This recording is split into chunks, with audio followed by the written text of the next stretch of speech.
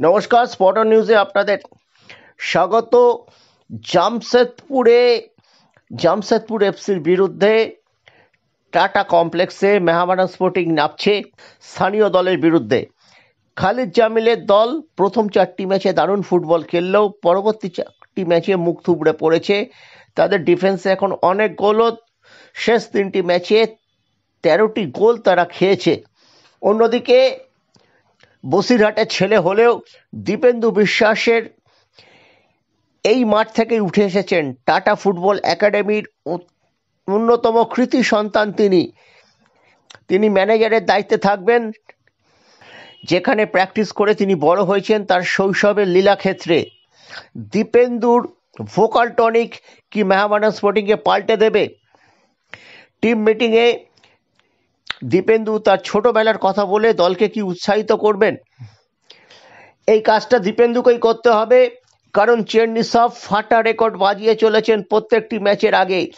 তিনি একই অজুহাত দিচ্ছেন বারবার। তিনি বলছেন, আমার দলে তরুণ খেলোয়াড়ের সংখ্যা বেশি, আমরা মাত্র 2 সপ্তাহের প্র্যাকটিস করে মাঠে নেমেছিলাম। এফএসডিএল তো ক্রিয়াসূচি অনেক আগে প্রকাশ করে দিয়েছিল এবং বলে দিয়েছিল সেপ্টেম্বরের মাঝামাঝি থেকেই শুরু হয়ে যাবে আই লিগ। তবে মেহমানান স্পোর্টিং এর কোচ হিসেবে তিনি দলের প্র্যাকটিস আগে কেন শুরু করেননি? এখন কেন ওই মাঝ মরশুমে ফাটা রেকর্ড বাজিয়ে চলেছেন? আইএসএল এর তরুণ ব্রিগেডের খেলা নিয়ে তো অসুবিধা থাকবেই। তিনি কেন অভিজ্ঞ খেলোয়াড় চয়নের জন্য ক্লাব কর্মকর্তাদের বলেননি? এই সব কথা বলে কোনো লাভ হচ্ছে? এবং তিনি বলছেন, এই যে শেষ দিকে গোল খাচ্ছে, দল হেরে যাচ্ছে, এইসব নিয়ে তিনি উদ্বিগ্ন নন।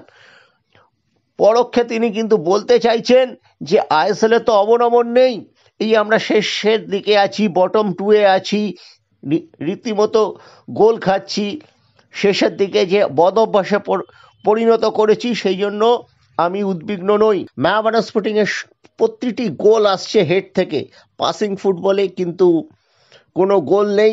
কিন্তু অ্যালেক্সি 15টি গোলের সুযোগ তৈরি করেছেন এবং এই হিসেবে তিনি আইএসএল এর প্লেয়ারদের মধ্যে 1 নম্বরে রয়েছেন।